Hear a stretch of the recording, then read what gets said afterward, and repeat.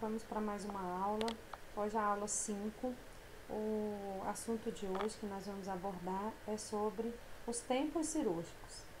É um assunto bem importante também, claro, não é menos que os outros que a gente vem falando aí ao longo das aulas.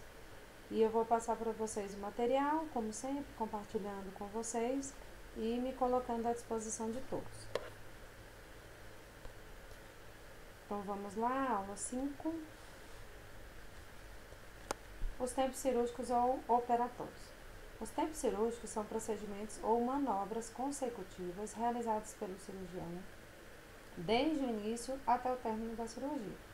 No modo geral, as intervenções cirúrgicas são realizadas em 4 tempos básicos: a diérese, a hemostasia, a cirurgia propriamente dita e a síntese.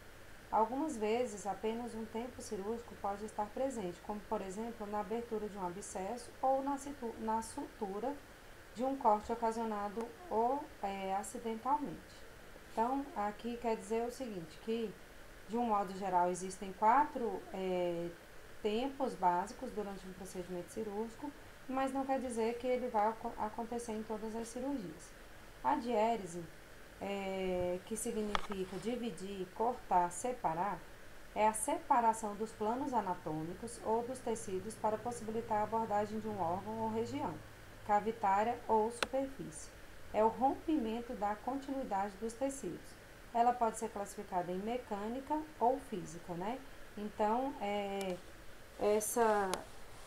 esse tempo da cirurgia é, por exemplo, quando vai realizar uma cesariana de forma mecânica, com instrumental, que é um bisturi, a gente faz a incisão, né, no abdômen do paciente para poder realizar a cirurgia de cesárea. Por exemplo, de forma física, que são os recursos especiais. A gente tem vários recursos aí que a gente usa na cirurgia. Então, de forma mecânica, pode ser punção, drenar coleções de líquidos ou coletar fragmentos de tecidos, que aí no caso são usadas agulhas, trocáteres. Por exemplo, as cirurgias por vídeo, elas usam trocáteres, parecem uns braços, né, que são inseridos na região a qual o médico vai abordar. Então, por exemplo, uma cirurgia de colectomia, colecistectomia, que é a retirada da vesícula. Por vezes é por vídeo, algumas vezes não é cirurgia aberta, é por vídeo e são utilizados trocáteres, os quais fazem a coleta desse material. Por secção, que é dividir ou cortar tecido com uso de material cortante, que é o bisturi, tesoura, lâmina, segmentação de tecidos, como eu dou exemplo de uma cesárea, por exemplo. Divulsão, que é o afastamento dos tecidos nos planos anatômicos sem cortá-los. Então, são utilizados afastadores, tesouras com ponta romba, ou seja, são tesouras que não cortam, mas elas afastam, né? E tem os afastadores também, que é para alargar um pouco mais ali a região, para ter uma visualização melhor do campo cirúrgico. Curetagem, que é a raspagem da superfície do órgão, utilizando uma cureta. Dilatação, que é um processo para se aumentar o diâmetro de estruturas físicas anatômicas, que são os dilatadores específicos. Então, a depender da cirurgia, são utilizados aí os dilatadores. Por exemplo, na cirurgia de colecistectomia que eu citei anteriormente, a gente tem aí o trocáter que vai ser inserido no abdômen. Para que o médico tenha uma visualização melhor, ele faz a dilatação do abdômen. Então, quando dilata, ele enxerga melhor os órgãos e tem um sucesso maior na cirurgia. E o descolamento, que é a separação dos tecidos de um espaço anatômico, e são utilizadas as pinças descoladores específicos. Então, aqui tem um exemplo de alguns materiais que são utilizados, ó, as tesouras, aqui tem os afastadores, né? Então, a gente utiliza esses materiais aqui, por exemplo, esse aqui é um de raspagem, enfim. Tem vários materiais aí que a gente vai utilizar nessa parte que é mecânica. A parte física, né? Ela pode ser térmica, realizada com uso de calor, cuja fonte é a energia elétrica, que no caso é o bisturi elétrico. A crioterapia, que é o resfriamento brusco e intenso da área a ser realizada a cirurgia, que é por exemplo, utilizado o nitrogênio líquido. Laser, que realiza-se por meio de um feixe de radiação, onde as ondas luminosas de raios infravermelhos concentrados e de alta potência. Há vários sistemas de laser, mas o mais utilizado na cirurgia é o laser de CO2, que pode ser facilmente absorvido pela água existente no tecido humano. Então, aqui, a parte física, né, que pode ser realizada de várias formas aí, ela é mais complexa, assim, um pouquinho, vamos dizer assim. Então, aqui tem alguns exemplos, aqui é o bisturi elétrico, ó. Estão vendo aqui, ó, tá fazendo a abertura aqui de um tecido. Esse é o bisturi elétrico, bem conhecido aqui, ó. Aqui o laser, né? Então, ao longo aí do trabalho de vocês, para quem tiver a oportunidade de trabalhar no centro cirúrgico, é uma parte muito bacana, a gente conhece muitos aparelhos, muitos materiais, e a cada dia, né, vai se especializando mais. Por vezes aqui essas fotos, por exemplo, esse bisturi elétrico aqui que vocês estão vendo, hoje já são máquinas portáteis, mais leves, né, de fácil é, é, acesso, assim, de forma que caiba nos lugares, né, de uma forma mais fácil, porque a tendência agora é que as coisas sejam mais simples e mais eficazes, né? Então tem toda uma questão aí da modernização dos aparelhos dentro do centro cirúrgico. Então, a depender da instituição que vocês forem inseridos aí para trabalhar, vocês vão ter aí o privilégio de trabalhar em grandes centros cirúrgicos, por exemplo, hospitais já de última geração, que utilizam os melhores aparelhos, né? E aí vocês vão ter essa oportunidade. Por vezes também, a depender do centro cirúrgico, tem alguns profissionais que ainda são mais conservadores, não tiveram ainda uma condição de modernizar, mas não quer dizer que eles não tenham capacidade de atender o paciente da mesma forma, né? A tendência hoje desses materiais, por exemplo, é de que façam menos barulho, sejam mais leves, sejam mais fáceis de higienizar, tenham também uma interação com a pessoa que vai manusear esse material. Então, hoje a gente identifica também que tem muitos materiais, principalmente no centro cirúrgico, TI, que já tem ali as informações instantâneas para o usuário, né? Então, tem telas, eles indicam qual que é o caminho.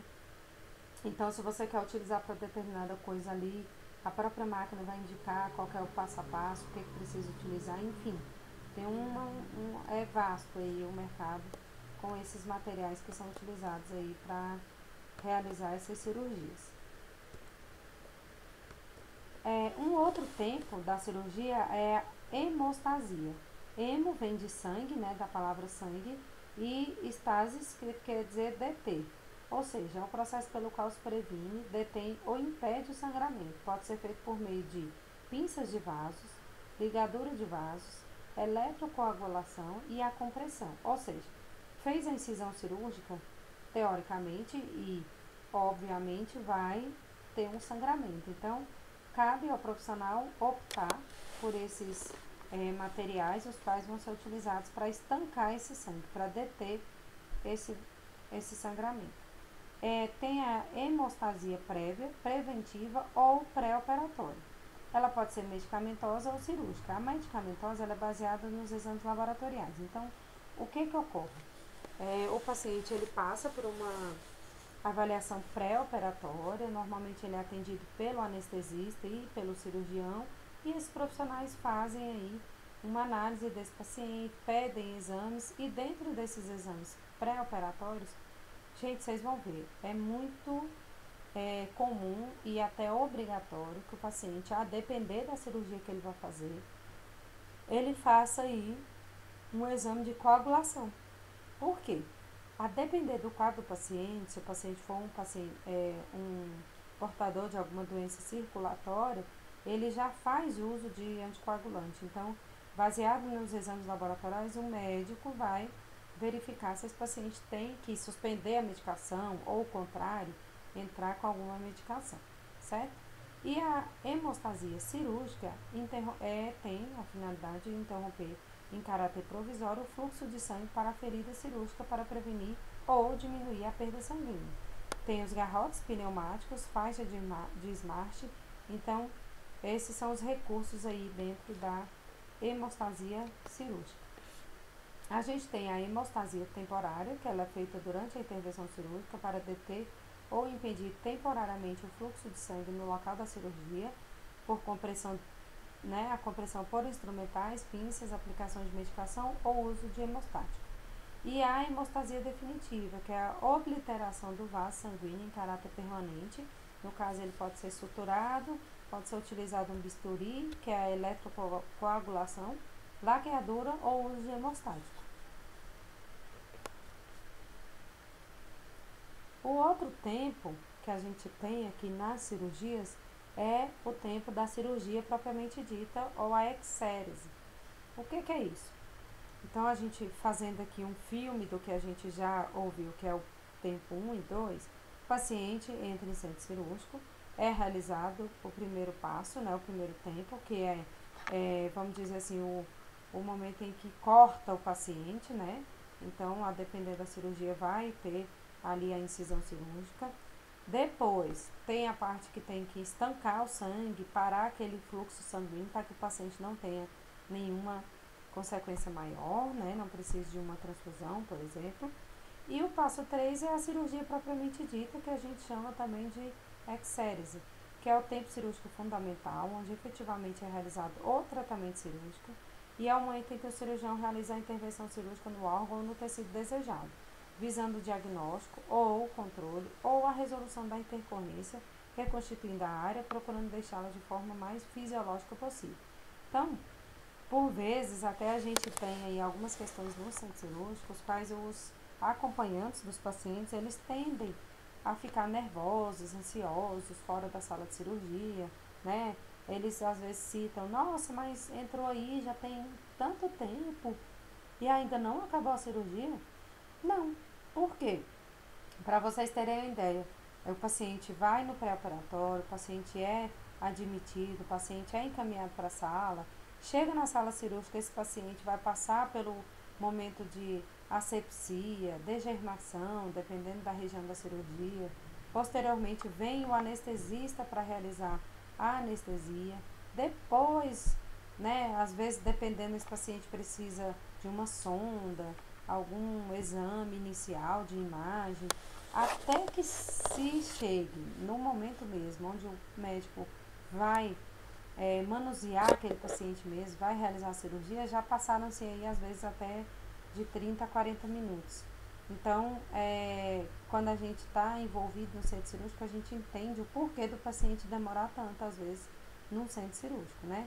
Então, no caso aqui, a cirurgia propriamente dita, que é a exérese, é quando o médico de fato faz a cirurgia, né?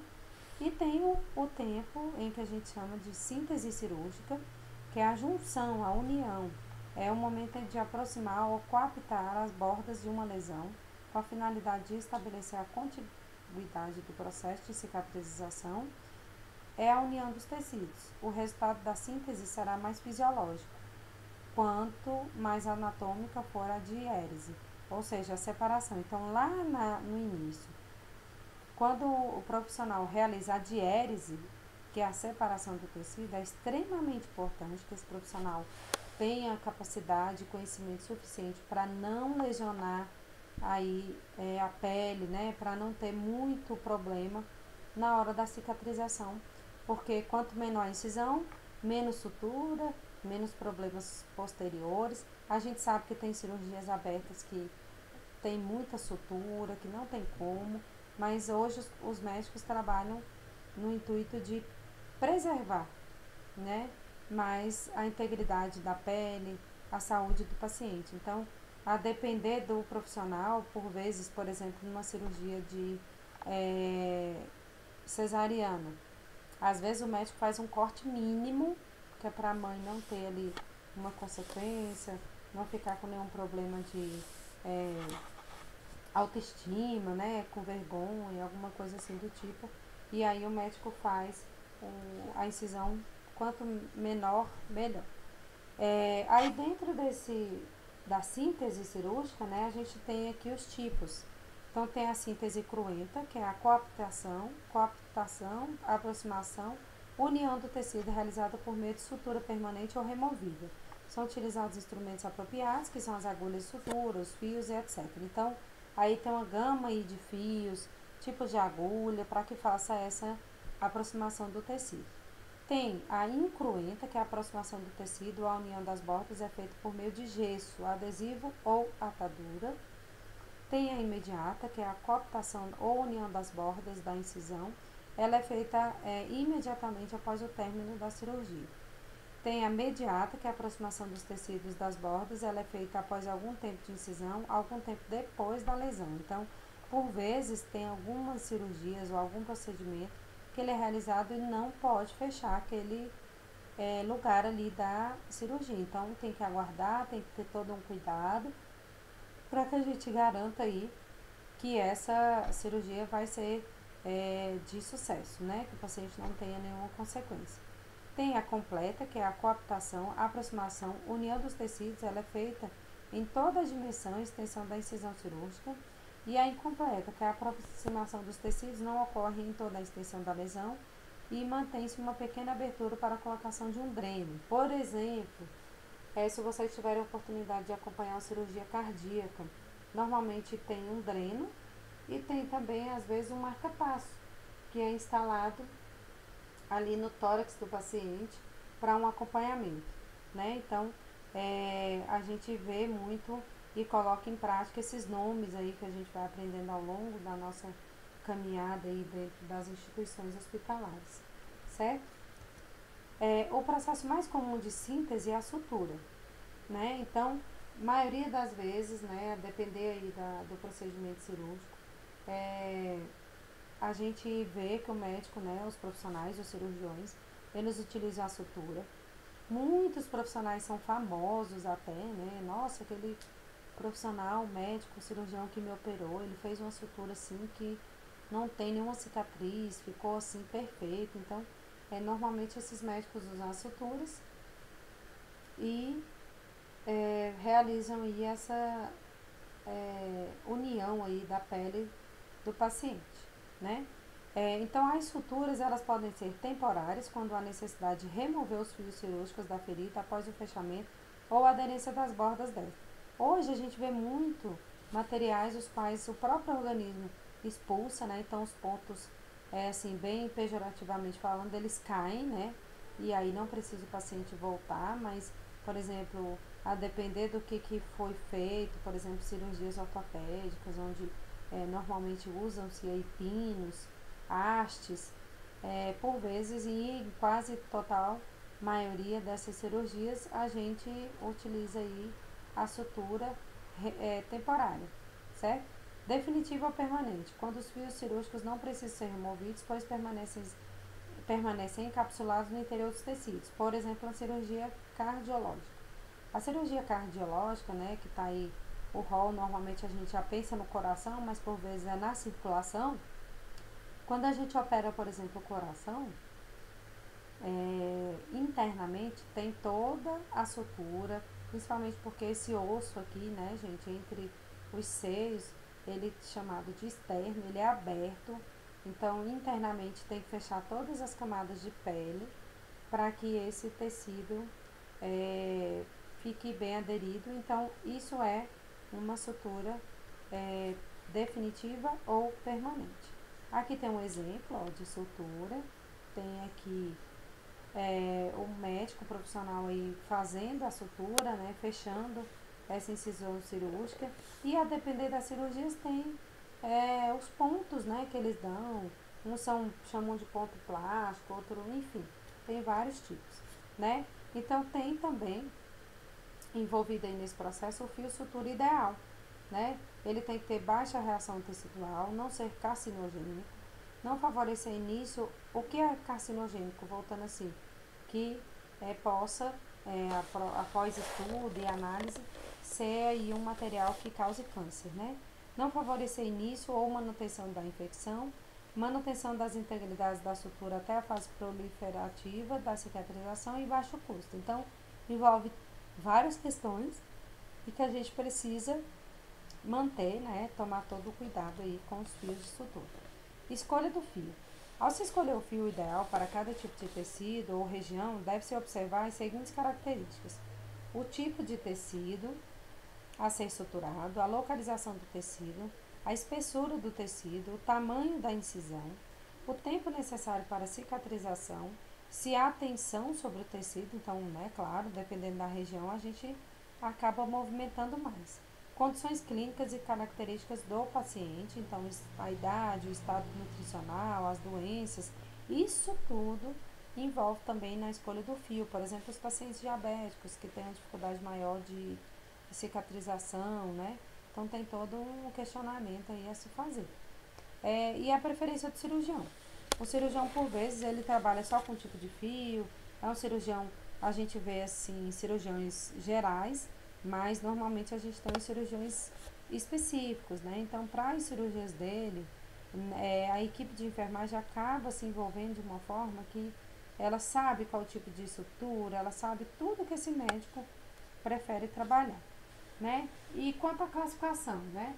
Ela vem relacionada à estrutura, os fios também se dividem em dois tipos, monofilamentar e multifilamentar. O mono, cada fio é composto de um único filamento compacto, e o multi, cada fio é composto por vários filamentos trançados ou torcidos entre si. Então, isso aí também é opção do médico, a depender aí da patologia e da necessidade do paciente. Quanto à capacidade de absorção, os fios se classificam em dois grandes grupos. Absorvíveis, que o fio é reabsorvido com o passar do tempo por fagocitose ou hidrólise. Origem animal, catagute, que é simples e cromado, e de origem sintética, que é o ácido poliglicólico, que é o Dexon, poligliconato, que é o Maxon, e poliglactina, que é o Vicryl. Tem o monocrio também e o PDS. Quanto à capacidade de absorção, os fios, eles se classificam em dois grandes grupos. Inabsorvíveis, que são fios que não se modificam ou se modificam muito pouco com o tempo. Ele tem origem orgânico ou biológica, que é a seda, origem vegetal, que é o algodão, origem sintética, que é a poliamida, né, que é o nylon, poliéster e o prolene. E a origem metálica, prata, cobre, aço, agrafos ou clipes de Michel. Esses metálicos, por exemplo, na cirurgia cardíaca, na hora de suturar o externo, ele é utilizado, sabe, esse metálico. A força têncil, quais são os mais resistentes?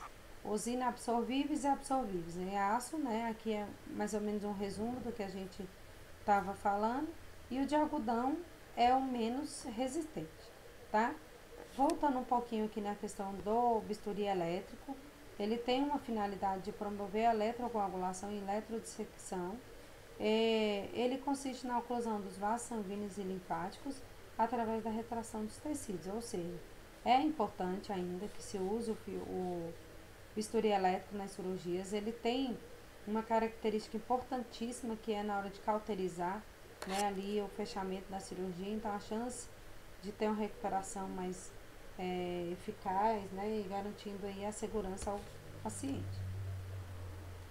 Montagem de trabalho.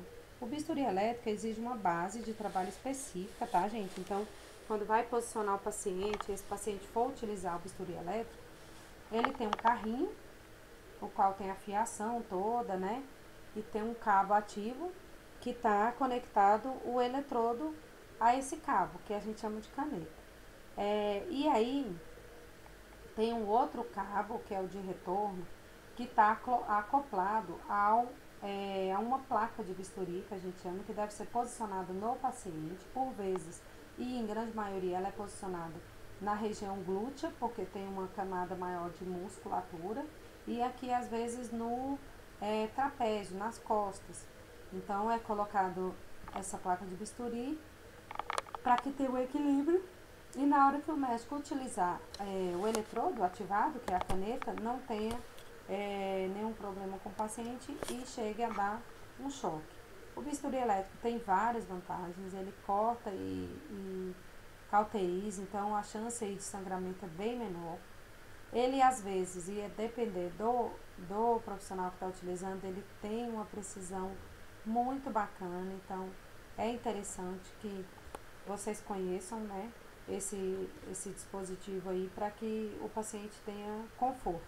E, como eu falei, dentro ainda da questão do bisturi elétrico, conhecer como que funciona é extremamente importante. Não só o bisturi elétrico, mas todos os dispositivos, quais os nomes, o que tem de novo no mercado. Às vezes tem médico que prefere uma caneta assim, outro já não gosta da caneta que a instituição disponibilizou. Então tem todo, né, uma questão aí profissional envolvida. Ele de fato é uma ferramenta muito importante, porque é muito utilizado, como eu falei, né? Então é bom que a gente conheça aí esse carrinho aí que é o do bisturi elétrico, tá? Então por hoje é isso. Eu vou disponibilizar para vocês atividades, tá? Pra gente treinar aí tudo que a gente está passando. É, e aí a gente vai, eu já recebi, como eu falei na aula 4, estou recebendo as atividades de vocês, estou fazendo todo o controle. E aí eu vou fazer um levantamento de todas as atividades e tentar identificar quais são as fragilidades de vocês, o que, que a gente precisa reforçar. Eu não tenho nenhum problema em voltar com algum tópico, com alguma dessas aulas, os assuntos que a gente abordou. Às vezes a gente traz aqui um assunto que é mais complexo, que a turma não consegue absorver muito bem. Então eu acho que cabe ao professor essa responsabilidade, né, de estar atendendo as necessidades dos alunos. Então eu estou à disposição, se vocês, né, em comum acordo, chegarem a uma conclusão de que é necessário passar aí novamente uma aula, algum assunto, algum tópico, a gente retoma, a gente faz novamente para melhorar todos os processos, tá bom? Mais uma vez, muito obrigada. Eu tenho absoluta certeza que vocês estão assistindo a essas aulas com atenção, dando toda a atenção que é necessária. A gente precisa pensar que nesse momento agora a gente está trabalhando com essas questões de vídeo, de forma remota, para que a gente se resguarde, tentando passar para vocês o máximo de informações possíveis, mas a gente precisa também valorizar esses momentos, entender que o que a gente está passando para vocês foi elaborado, foi pesquisado e que o professor ele está bem participativo aí nesse momento com todos os alunos, tá certo? Muito obrigada e até a próxima aula.